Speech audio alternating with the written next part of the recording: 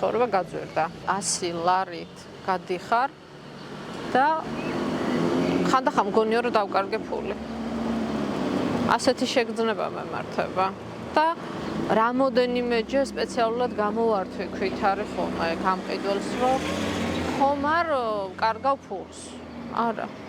და ფასები იმატებს. როცა ენერგორესურსები ძვირდება, ფასები ძვირდება და ჩვენ უბრალო ადამიანების ცხოვრება ძვირდება.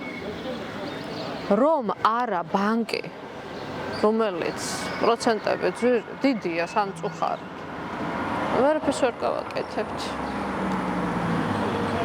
დანაზოგის გაკეთება, აი მიცდია, გამიკეთებია, მაგრამ გამოჩენილა მე გაუთვალისწინებელი ხარჯი და საერთოდ ცარიელი ჯიბით დავჩენილი.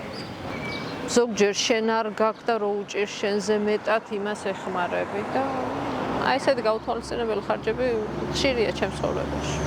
და მით უმეტეს როცა ერთი მუშაობ ოჯახში, ჩემი მეუღლე არ მუშაობს, ვერ შეძლებს ვცდილობ ეკონომიის გაკეთებას. ეხლა სოფელში ვცხოვრობ და პატარ-პატარა სოფლის რაღაცებიც გვეხმარება. და არის რაღაცები, რასაც დავუშვათ არ ყიდულობ, ხო? მაგრამ ყველაფერს ხო ვერ მოიყვანს სოფელში. საშუალო ფენას ძალიან გვიჭერს.